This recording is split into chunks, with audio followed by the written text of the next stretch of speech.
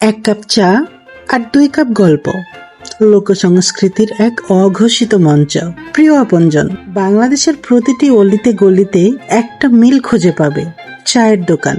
আক্ষরিক অর্থেই 1 কাপ চা আর 2 কাপ গল্প। আমাদের লোকজ জীবনের প্রতিদিনের অধ্যায়, এক ধরনের রুটিন রিচুয়াল। কিন্তু প্রশ্ন হলো, এই চায়ের দোকান কি শুধু চায়ের জন্য, না এর ভেতরে লুকিয়ে আছে একটা জীবন্ত লোক সংস্কৃতি, এক ধরনের কালচারাল আর্কাইভ? সমাজবিজ্ঞানীরা কি বলেন? ঢাকা বিশ্ববিদ্যালয়ের নৃবিজ্ঞান বিভাগের এক গবেষণায় বলা হয়েছে, চায়ের দোকান হচ্ছে বাংলাদেশের আধুনিক ও গ্রামীণ জনগোষ্ঠীর ইনফরমাল কমিউনিকেশন হাব। এখানে বাউল গান গাওয়া হয়, রাজনৈতিক মতবিনিময় হয়, প্রেমের গল্প হয়, যা একদম লোকমুখে তৈরি ওরাল ফোকলোর। এটা একটা নীরব ডকুমেন্টেশন। লোক সংস্কৃতির উপাদান কি কি ছিল? সুর, গল্প, লোককথা, লোকপ্রবাদ, উপভাষা, এইসব কিছুই চায়ের দোকানে প্রতিদিন রিহার্সেল হয়, বিনা মঞ্চে, বিনা আলোতে। এ যেন এক স্পন্টেনিয়াস স্টেজ।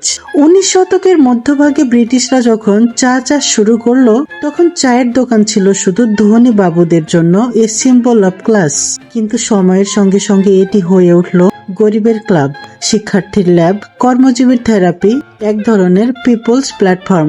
চায়ের কাপ থেকে বিপ্লব। 1969 সালের গণ আন্দোলনের সময় ঢাকা বিশ্ববিদ্যালয়ের পাশে এক দোকানে পরিকল্পনা হয়েছিল মিছিলের। এ গ্রাসরুটস মুভমেন্ট 1 কাপ চা আর 1 প্যাকেট বিড়ির আড়ালে জন্ম নিয়েছিল প্রতিবাদের আগুন, একটা silent revolution. History doesn't only live in books, it brews in tea stalls. এখনকার চা আড্ডা কেমন?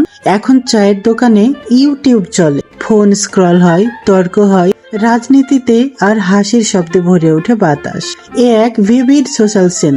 এটা কেবল আড্ডা না, এটা সময় সংরক্ষণের এক পদ্ধতি, একটা কালচারাল টাইম স্ট্যাম্প।